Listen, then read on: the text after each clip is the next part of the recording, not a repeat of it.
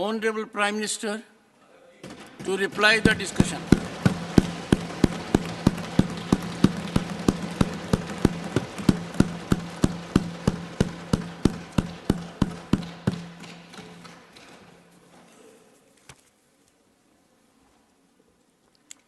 आदरणीय सभापति जी, मैं यहाँ आदरणीय राष्ट्रपति जी के अभिभाषण की चर्चा में भागीदार बनने के लिए उपस्थित हुआ हूँ और मैं आदरणीय राष्ट्रपति जी के भाषण को मेरी तरफ से आदरपूर्वक धन्यवाद भी देता हूँ, अभिनंदन भी करता हूँ।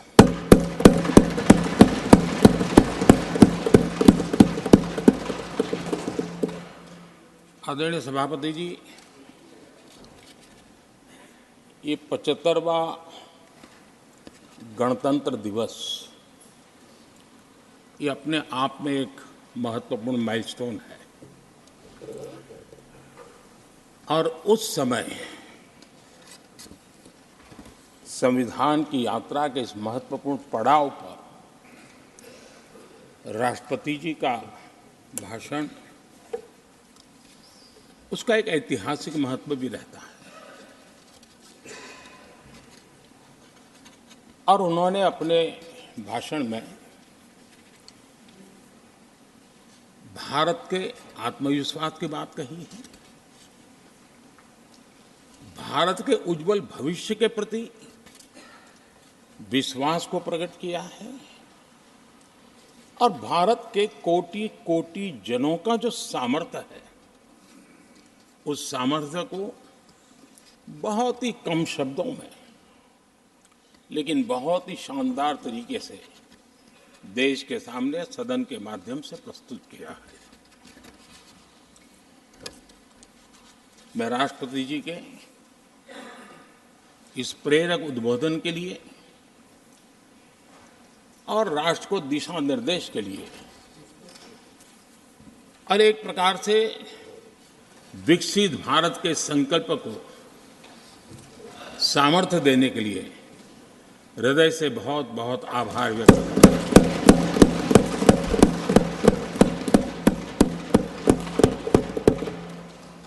चर्चा के दरमियान अनेक माननीय सदस्यों ने अपने विचार रखे और चर्चा को समृद्ध करने का अपने अपने तरीके से प्रयास भी किया। इस चर्चा को समृद्ध करने के प्रयास करने वाले सभी आदरणीय साथियों का भी मैं हृदय से आभार व्यक्त करता हूं, अभिनंदन करता हूं।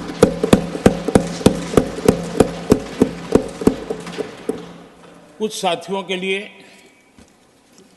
आलोचना करना, कड़वी बातें करना ये उनकी मजबूरी थी, उनके प्रति भी मैं संवेदनाएं प्रकट करता हूं।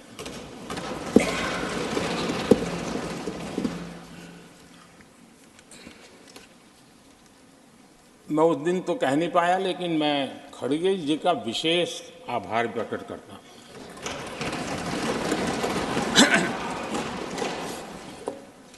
बहुत ध्यान से सुन रहा था खड़गे जी उस दिन में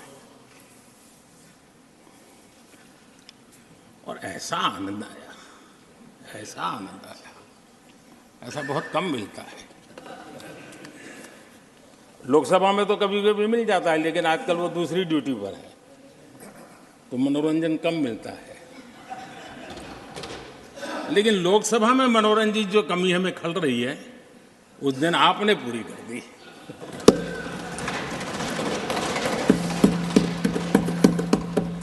और मुझे प्रसन्नता इस बात की थी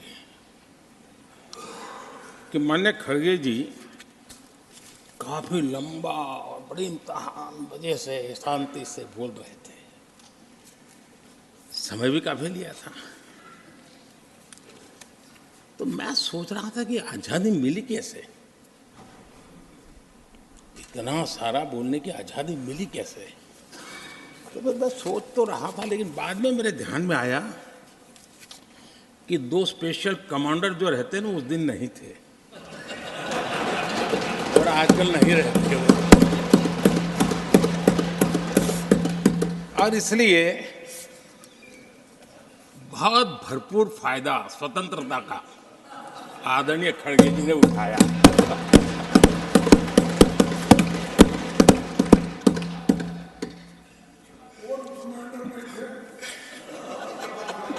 और मुझे लगता है कि उस दिन खड़गे जी ने सिनेमा का एक गाना सुना होगा, ऐसा मौका फिर कहाँ मिलेगा।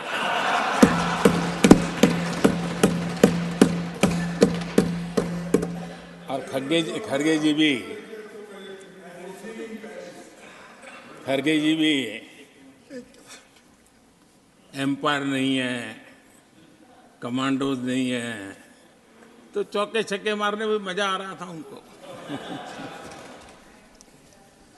लेकिन एक बात खुशी की रही, उन्होंने जो 400 सीट एनडीए के लिए आशीर्वाद दिया था,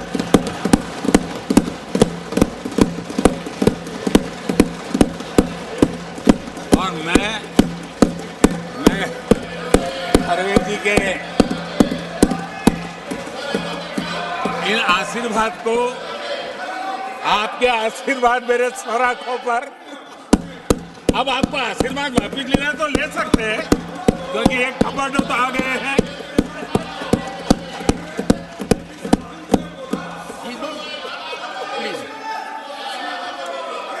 आदरणीय सभापति जी,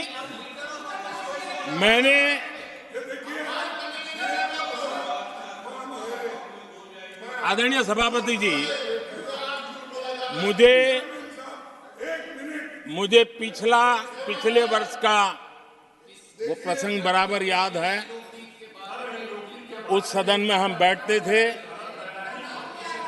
और देश के प्रधानमंत्री की आवाज को गला घोंटने का भरपूर प्रयास किया गया। हम बड़े धैर्य के साथ, बड़ी नम्रता के साथ आपके एक एक शब्द को सुनते रहे, और आज भी आप न सुनने की तैयारी के साथ आए हैं। आप न सुनने की तैयारी के साथ आए हैं, लेकिन मेरी आवाज को आप दबा नहीं सकते हैं।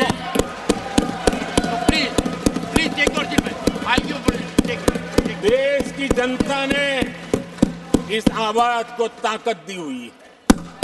देश की जनता के आशीर्वाद से आवाज निकल रही है, और इसलिए आपने पिछली बार, मैं भी इस बार पूरी तैयारी के साथ आया हूं। मैंने सोचा था कि उस वक्त कि शायद आप जैसे व्यक्ति सदन में आए हैं तो मर्यादाओं का पालन करेंगे, लेकिन 1.5-2 घंटे तक क्या जुल्म किया था आप लोगों ने मुझ पर, और उसके बाद भी मैंने एक भी शब्दों की मर्यादाएं तोड़ी नहीं थी।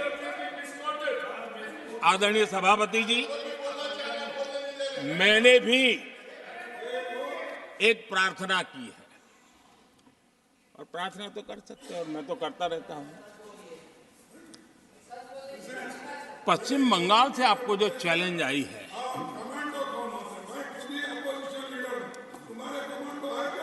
और पश्चिम बंगाल से चैलेंज आई है कि कांग्रेस 440 पार नहीं कर पाएगी, 40 पार नहीं कर पाएगी। मैं प्रार्थना करता हूं कि आप 40 बचा पाए।